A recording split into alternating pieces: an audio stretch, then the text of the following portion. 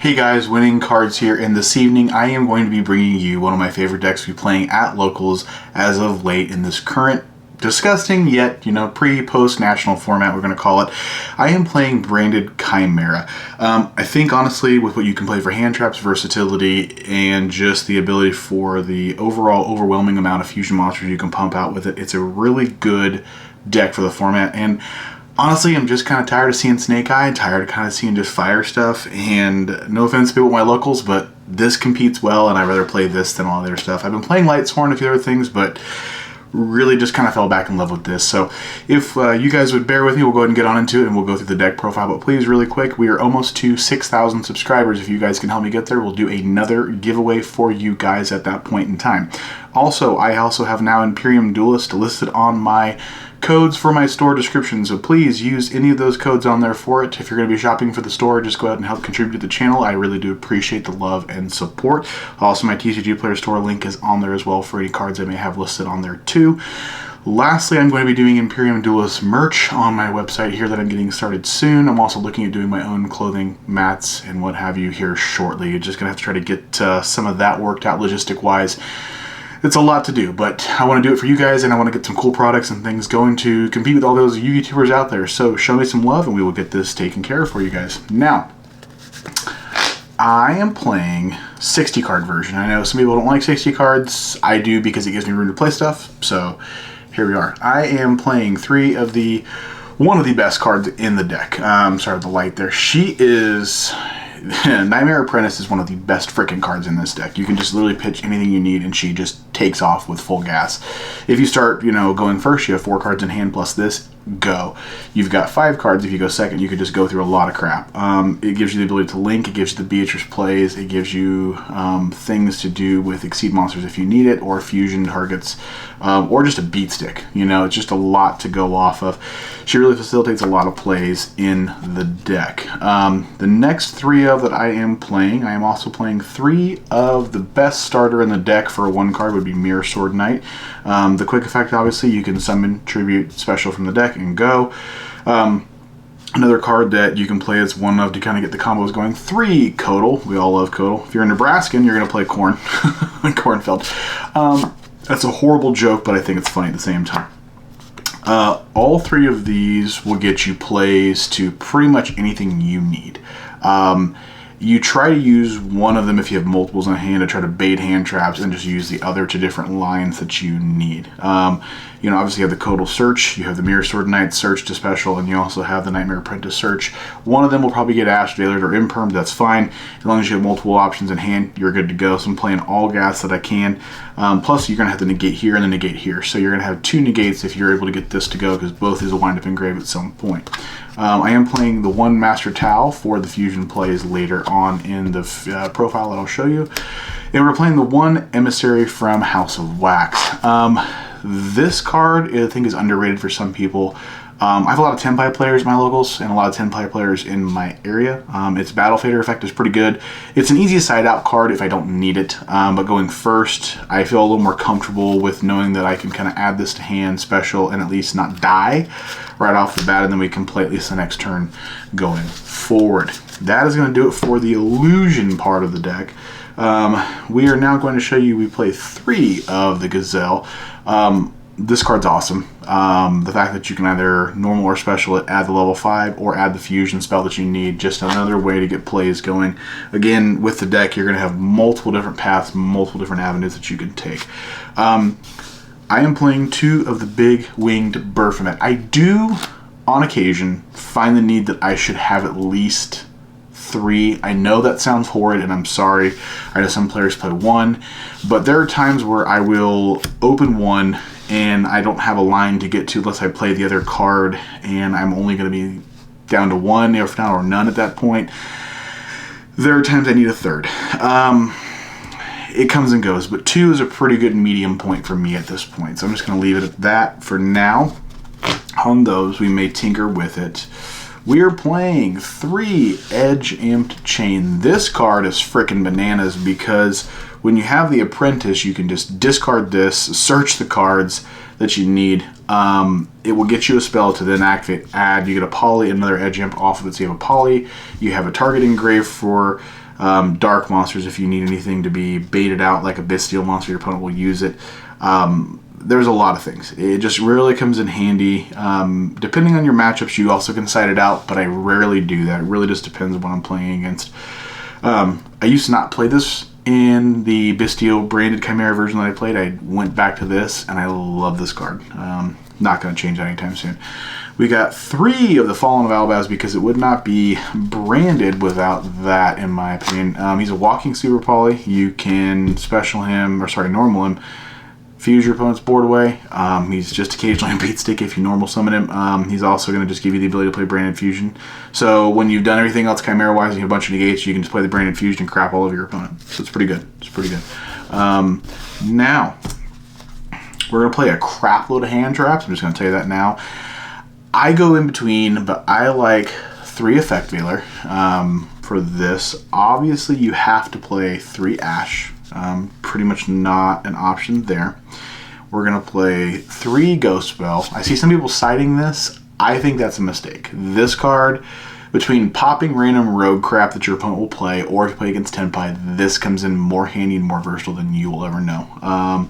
It's just a really good card. My flex point for a hand trap, actual hand trap monster that I'm looking at maybe changing, is the Mourner. I like the Mourner and the ability to negate and force my opponent to decide if they're going to stop their turn or keep going and take the burn damage in time. But I have found out that these 3 are way more versatile and better for me than this guy, but this is still a really good card. I may bump this to side and change it. We will see. And I'm also playing the 1-ofs in the deck still. I'm playing the Statue. Statue Lock is funnier than crap when you open 1 or 2 hand traps, like a branded fusion, poly, whatever, and then you go lock on your opponent and then just take the whole board out. Your opponent can't special. They have to deal with this. They're forced to waste a battle phase or at least an imperm on this just to get rid of this to go off. So you're really forcing them to interact with this card before they can interact with anything else on your field. That's why I think it's awesome for that reason. And then also, I am still a very big proponent and lover of the Light Hex Sealed. I'll show you guys why, but I like that card.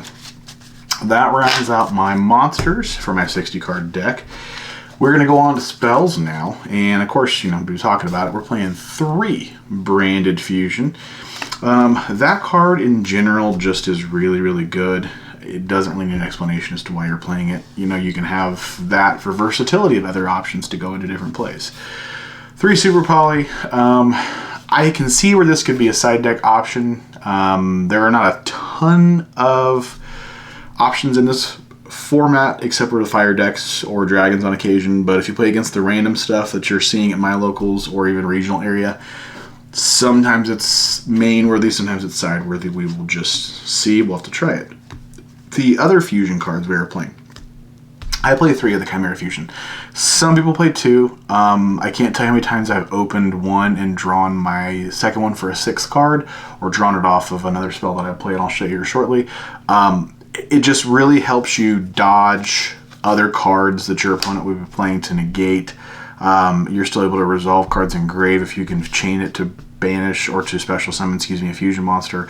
And the fact that you can recur it from grave back to your hand the same turn and use it again the same turn is great, because then when this one goes to grave, I'll still have usually 1 or 2 or sometimes both in the hand.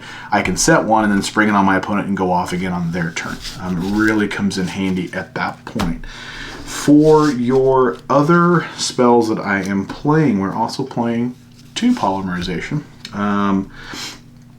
3 Triple Ts.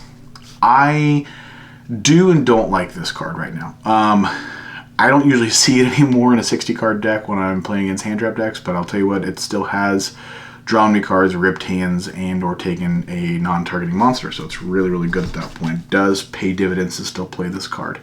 3 Frightful Patchwork for the Edge Imp and the Poly ad, just really, really good at that point. Pretty much no explanation needed. 3 Crossout Designator we're going to play there at that point. We're also going to play 1 of the Call By.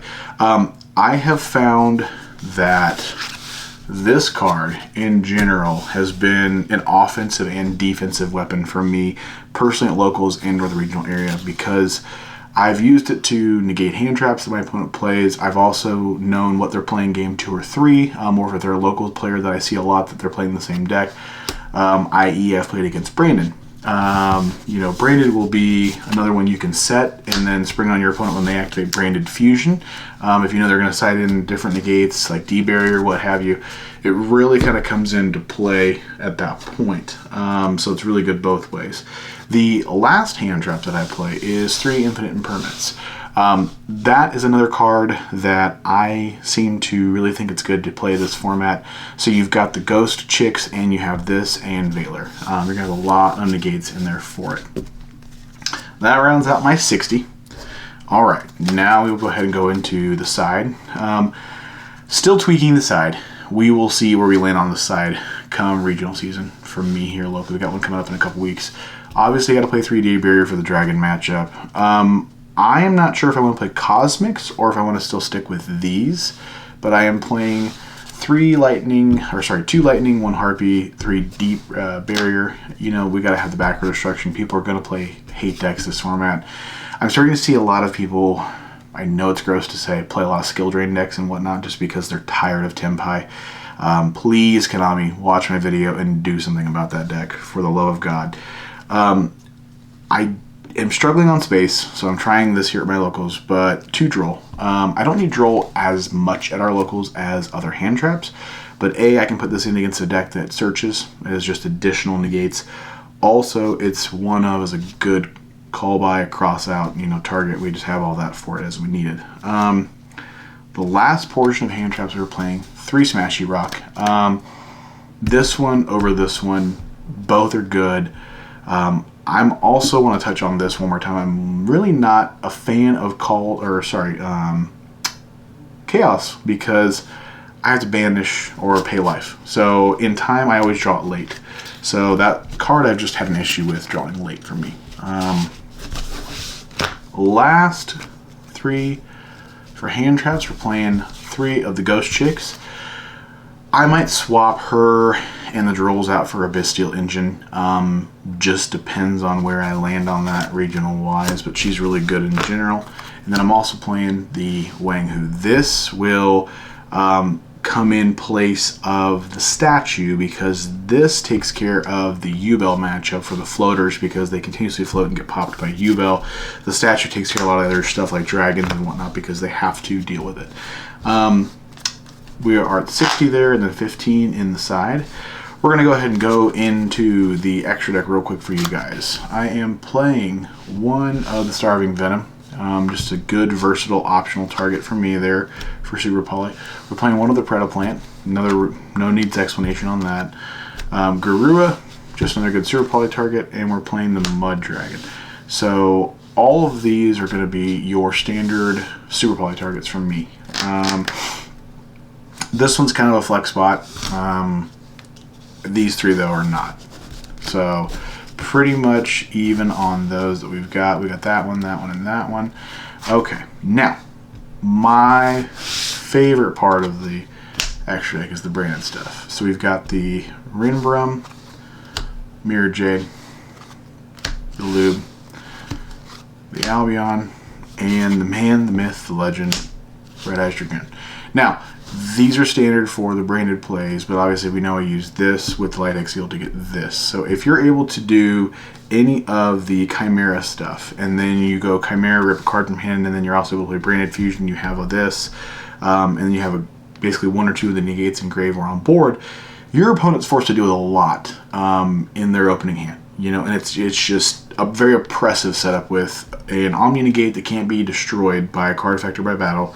You've got a floater that will banish from grave to special one, and or it's going to rip a card from your hand with 2 negates in grave. You've got targeting protection, and you've also got 1 negate. So it's pretty good. One of the Guardian Chimera for the draw and pop. My Starving Venom may be a flex point for a secondary one of this. This does come up a few times where I need another one of these. So some lists I see play 2, some play 1. I like 1 right now, but we'll see how we go on that. Obviously, we're going to play 2 of the Chimera hand rip, and we can banish to get the statue or to get the Wang Hu. It's pretty good on that. We are going to then play 1 Baphomet for the send and the special, and then we're going to play the OTK kill punch face in for 31, 31, 31 in game. And then lastly, this has not come up yet, but I saw a guy try to play it with his deck, and I wanted to see if I can make it work. I'm playing 1 Chaos Angel. We'll see how this goes. This, or obviously the snake, you know, may be a flex point for the extra deck. So again, guys, I appreciate the love and support. Please let me know if you have any questions or any thoughts on the deck in the comment section. I appreciate that. Appreciate all you guys out there helping support the channel and continue to helping this grow. This is an awesome dream of mine. I never thought we'd get this far, this fast. And I just want to say thank you, and we will see you guys again next time.